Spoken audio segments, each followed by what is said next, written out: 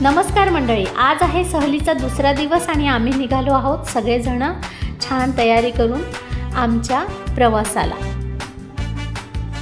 काय काय पाहणार आहोत ते पुढे मी सांगणारच आहे तुम्हाला। चला तर आपण घेऊया आनंद।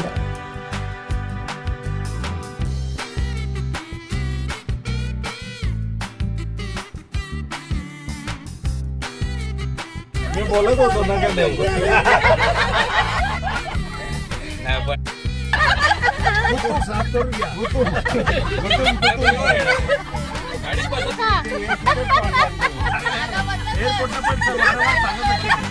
खूपच आनंदाचे आणि हास्याचे फवारे उडवत उडवत आमचा प्रवास अगदी आनंदात आणि खूप मजेशीर झाला। आणि ह्या सगळ्या गोष्टी, हा जो आनंद आहे हा आमच्या उंजळीत टाकण्याचं कार्य आमचे केंद्रप्रमुख श्री रमेश शेरे सर यांनी केलं आहे। ते खूपच पॉझिटिव्ह, स्ट्रॉंग आणि उत्साही व्यक्तिमत्व आहे, तर त्यांना मी सर्वांच्या मते धन्यवाद व्यक्त करते। त्यांचे नव चैतन्य आणि नवा उत्साह सगळ्यांच्या चेहऱ्यावर ओसंडून वाहत आहे।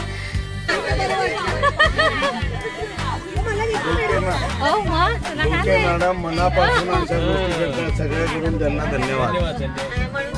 कुछ हटके बघ तुला डबल घेत। अरे बाबा, गाजलेली कलावंत आहेत त्या रंजना, त्यांच्याकडे बघा आठवणीत घेणार। चलो संजय, हाय हॅलो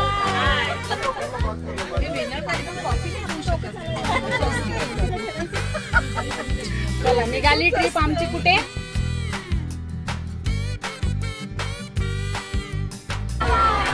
गणपती बाप्पा बोला। गणपती हाथी घोड़ा पालकी, कन्हैया लाल की। हाथी घोड़ा पालकी, कन्हैया लाल की। पांढरा भोपळा म्हणजे कोहळ्याचे उत्पादन या भागामध्ये जास्त घेतले जाते। शिवाय ही राईची रोपं सुद्धा आपल्याला दिसत आहे। सुंदर पिवळ्या रंगाची ही शेतं फुललेली आहेत। तुझे देखा तो ये जाना प्यार होता सगळेच उत्साही, आनंदी वातावरण। त्यामुळे अगदी आम्ही राईच्या शेतामध्ये सुद्धा उतरलो सगळेजण आणि आनंदाने तिथे सुद्धा थोडं फोटो सेशन केलं।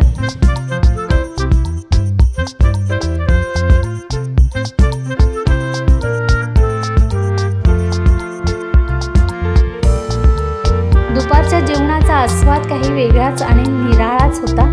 आग्र्याचं ते स्पेशल अशी पूर्णान्न थाळी होती, जी जेवून मस्त आनंद वाटला।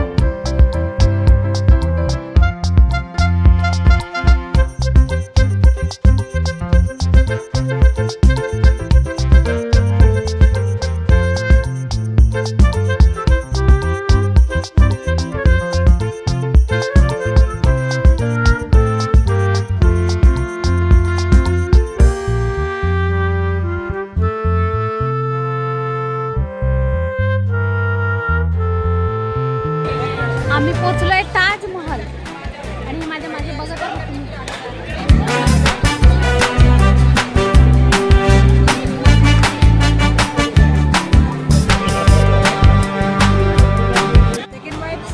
प्रत्येक ठिकाणी आम्ही गाईड केलेले होते।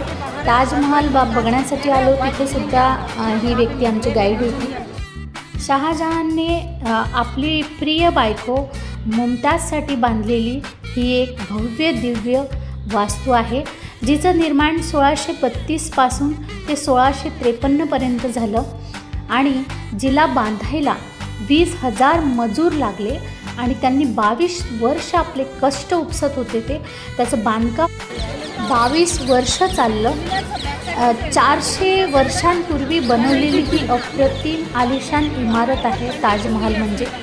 42 एकरावर वसलेला हा सुंदर ताजमहल आहे आणि त्याच्या चारी दिशेला 4 भल्या मोठ्या मुख्य इमारती आहेत, ज्याला 4 प्रवेशद्वारं असं म्हटलं जातं। त्याच्या आत हे असं दिसतं सगळं वर। मुमताजचं खरं नाव अर्जुमन बानो बेगम असं होतं, पण शहाजहानने ते बदलून मुमताज असं ठेवलं गेलं आणि त्या मुमताजच्या नावावरूनच याचं नाव ताजमहल असं ठेवलं गेलेलं आहे। 17 जून 1631 मध्येच मुमताज स्वर्गवासी झाली तेव्हा ती 38 वर्षांची होती आणि तिचा मृत्यू बुऱ्हाणपूरमध्ये झाला. 14व्या मुलाला जन्म देताना तिला मृत्यूने कवटाळलं आणि तिची खूप इच्छा होती की तिची कबर जी आहे ती जगातील सर्वात सुंदर आणि श्रेष्ठ असावी आणि तिच्या इच्छेपायीच शहाजहानने तिची इच्छा पूर्ण करण्यासाठी ताजमहलची निर्मिती केली. ताजमहलच्या कंपाऊंडची जी इमारत आहे ती मी तुम्हाला दाखवते आता. त्याच्यामध्ये अनेक कलाकृती भारतीय संस्कृतीचे आणि अगदी अश्मयुगीन कालापासून माणसाची जी प्रगती झाली आहे ती सगळी इथे अधोरेखित केलेली आहे. छान छान चित्रांद्वारे इथे मांडलेली आहे. हे सगळे चित्र पोस्टर जे लावलेले आहेत ते आत्ता सरकारने लावलेले आहेत. हे काही शहाजहानच्या काळामध्ये नव्हते, म्हणजे तेव्हा लावलेले नव्हते. ही एक फक्त वास्तू होती जी बांधकाम केलेली आपल्याला दिसते आहे.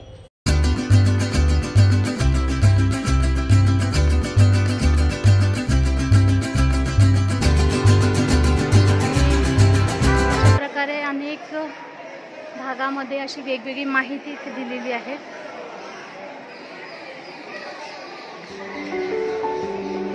वरती सगळं लाल दगडाचं काम केलेलं आहे आणि दूरपर्यंत आपल्याला हा सीन बघायला मिळतो.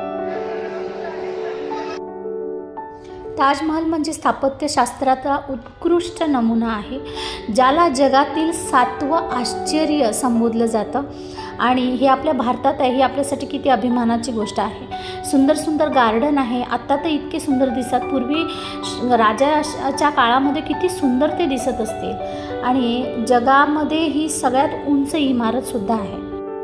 पण इतकं प्रदूषण आहे दिल्लीमध्ये, आग्र्यामध्ये की तो ताजमहल माझ्या अगदी मागे असूनसुद्धा तो दिसत नाही आहे. इतका तो प्रदूषणाने धूसर झालेला आहे. प्रेम काय काय करू शकते.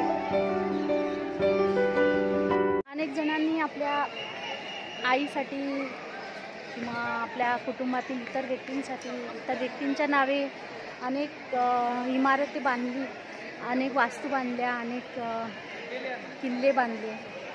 पण बायकोसाठी बांधणारा शहाजहान हा एकटा एक राजा होता. त्याने आपल्या बायकोसाठी हा एक ताजमहल दिसतो इथे. पण इतका धुसर आहे, इतकं प्रदूषण आहे इथे, त्यामुळे तो दिसतच नाही. त्याच्या भोवती 4 खांब आहेत जे थोडेसे तिरके झालेले आहेत. कारण त्यावेळेस त्यांनी ही रचना केली होती की जर का ते पडले तर बाहेरच्या दिशेला पडावे, आतल्या दिशेला पडून ताजमहल म्हणजे जिथं मुमताजचं थडगं आहे तर तिथे त्याला काही होऊ नये. अनेक रहस्यांनी युक्त असा हा ताजमहल आहे. आणि हा समोर जे पाणी आहे गार्डनमध्ये, जी काही नहर बनवली आहे त्यांच्या भाषेत आपण म्हणतो त्याला झरा किंवा पाणी, तर त्या पाण्यामध्ये त्याची प्रतिबिंब दिसतं आणि तो खूप सुंदर दिसतो अजूनच. तर त्यावेळेस हे जे बांधकाम आहे तर आपण लाल किल्ल्यावर सुद्धा मागच्या व्हिडिओमध्ये पाहिलं होतं की कशा प्रकारे ती पाण्याची सुंदर रचना तशीच इथे पण केलेली दिसून येते. याचं कारण हे आहे की ते जे बांधकाम केलेलं आहे त्याचं जे स्ट्रक्चर आहे ते उस्ताद अहमद लाहोरीने केलेलं आहे आणि त्यामुळे ते आपल्याला साम्य दिसतं. तर हा बघा, हा एक दरवाजा आहे. असे 4 मी तुम्हाला आधी सांगितलं दरवाजे आहेत, मोठे मोठे इमारती आहेत त्या, आणि मध्ये तो ताजमहल दिसतो आहे आपल्याला. जवळ गेल्यावरती ताजमहल स्पष्ट दिसला, अगदी पांढरा शुभ्र दुधासारखा, यमुना नदीच्या काठावर बसलेला. कारण मुमताज जी होती तिचं जे थडगं होतं ते खरं तर यमुना नदीच्या काठावर होतं आणि म्हणून बादशहाने हीच जागा निवडली. तर हे बघा, इथे पाण्याचे व्यवस्थापन करण्यासाठी जसं पावसाचं पाणी म्हणा, इतर पाणी, तर हे असे छिद्र आहेत. तिथे हे मखराना मार्बल आहे जे राजस्थानवरून मोठ्या प्रमाणात मागवलं गेलं होतं आणि संपूर्ण ताजमहल त्याचाच आहे. जसे जुन्या काळी घरांना कडी कोंड्याचे दरवाजे असायचे तसेच इथे दरवाजे होते. आता याच्या आतमध्ये काय आहे हे सांगणं मात्र कठीण आहे आणि याच्यामध्ये बरेच असे दरवाजे बंद आहेत आणि त्याच्यामध्ये अनेक रहस्य लपलेले आहेत, दडलेले आहे. इतिहासाची साक्ष देणारा हा एक ताजमहल उभा आहे. बघा, हा एका खांब्याचं मी तुम्हाला दाखवते. एक मिनार आहे, तो मिनार खूप उंच आहेत. कुतुब मिनार खरं तर सगळ्यात उंच आहे, पण त्याच्याही पेक्षा उंच इमारत जी आहे म्हणजे 73 मीटर उंच. कुतुब मिनार 72.5 मीटर आहे आणि 73 मीटर हा उंच आहे. ताजमहाल आणि याच्या बाजूला ही यमुना नदीचं पात्र दिसत आहे. खूप मोठं पात्र आहे. यमुना नदी वाहते आहे, दिसत आहे आपल्याला पाणी त्याच्यामध्ये. आणि शिवाय हा सगळा असा परिसर नयनरम्य परिसर आहे. खरं तर आपण जी पाहतो समोरून ती मागची बाजू आहे ताजमहलची, आणि जी नदीच्या किनारी मागची आहे तर ती पुढची बाजू आहे. आत जाण्यासाठी आम्ही सगळ्यांनी रांगा लावल्या आहेत. तर इतकी मोठ्या मोठ्या भिंती आणि इमारत आहे की आपण अगदी माणसानं एकदम किडामुंगीसारखे त्याच्यासमोर दिसतात, छोटी छोटी अगदीच. तर हे बघा, हे आतलं आत फोटोग्राफी करण्यास मनाई आहे, पण मी थोडं का होईना त्याचं सगळं घेतलेलं आहे टिपून. तर हे जे आहे दिसते, ह्याच्या आतमध्ये थडगे आहेत बघा. हे ताजमहलावर छिद्र दिसत आहेत छोटे छोटे, ते व्हेंटिलेशनसाठी ठेवलेले हवेच्या याच्यासाठी. हा दरवाजा आहे आत जाण्याचा, आणि याच्या आत गेल्यानंतर अशा प्रकारे शहाजहानचं आणि मुमताजचं दोघांचे पण थडगे तिथे दिसतात आपल्याला त्याच्या. आणि इथे लाईट नाही आहे मेन म्हणजे, तर हे चमकवलेली म्हणजे फ्लॅश मारलेली लाईट आहे. आणि आतमध्ये दोनच बल्ब आहे आणि एक मोठा असा दिवा लटकलेला आहे त्या थडग्यांवर.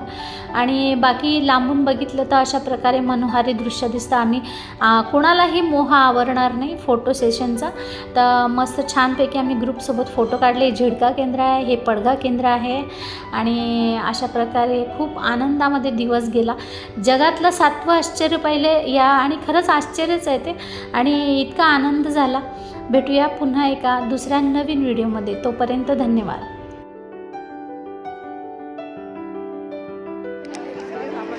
बरीच रात्र झाली आहे आणि आता आमचा निघालाय परतीचा प्रवास. ताजमहल पाहून निघालो होतो आम्ही.